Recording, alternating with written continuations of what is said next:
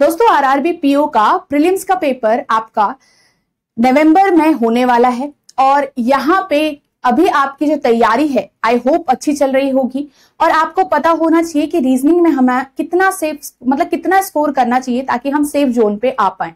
Right, एक तो हो गया कि हमें कट ऑफ क्लियर करनी है, वो समझ में आता है ना। ओवरऑल कट ऑफ आपको पता ही होगा अच्छी खासी होती है क्योंकि लेवल इसका ठीक ठाक होता है, बहुत ज्यादा डिफिकल्ट या एसबीआई पीओ टाइप का लेवल आपको यहाँ पे देखने को प्री में नहीं मिलेगा।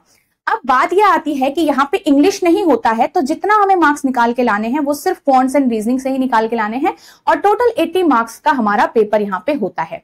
अब क्वांट्स क्योंकि बहुत सारे स्टूडेंट्स होते हैं जो थोड़ा स्पीड मेंटेन नहीं कर पाते और कम अटेम्प्ट हो पाते हैं एग्जाम के अंदर, राइट। तो हमारी सारी जो कोशिश हो जाती है वो रीजनिंग के लिए हो जाती है कि रीजनिंग में हम कितना ज्यादा से ज्यादा अटेम्प्ट निकाल पाए।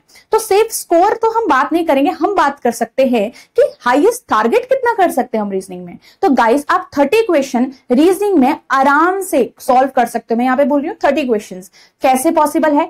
25 मिनट्स आपको यहाँ पे मिलने वाला है, तो क्योंकि 25 मिनट्स यहाँ मिलते हैं और 20 मिनट्स न्यूमेरिकल एबिलिटी में मिलते हैं, मतलब जो आपका क्वांट्स वाला पार्ट है वहां मिलते हैं बेसिकली।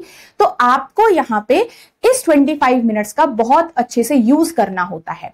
अब ये यूज आप कैसे करोगे, आपको 1 बाय 1 रीजनिंग में जो भी क्वेश्चंस आपको आते हैं वो सॉल्व करते रहना है। ऐसे सिलेक्ट नहीं करना है कि आप कोई पर्टिकुलर टॉपिक को ही ढूंढ रहे हो पूरे सेक्शन में, ठीक है। कोशिश यही रखनी है कि 40 के 40 क्वेश्चंस आप एटलीस्ट देख पाओ और फिर उनको सॉल्व भी यहाँ पे कर पाओ। मतलब ऐसा नहीं कि आपने पूरा सेक्शन गो थ्रू करना, नहीं, आप सेक्शन में ऐसे मतलब मूव करिएगा कि आप 40 तक पहुंच पाओ एटलीस्ट, ठीक है। तो हर एक क्वेश्चन को देखिए, सॉल्व हो रहा है तो ठीक है, नहीं हो रहा है तो स्किप आगे करिएगा।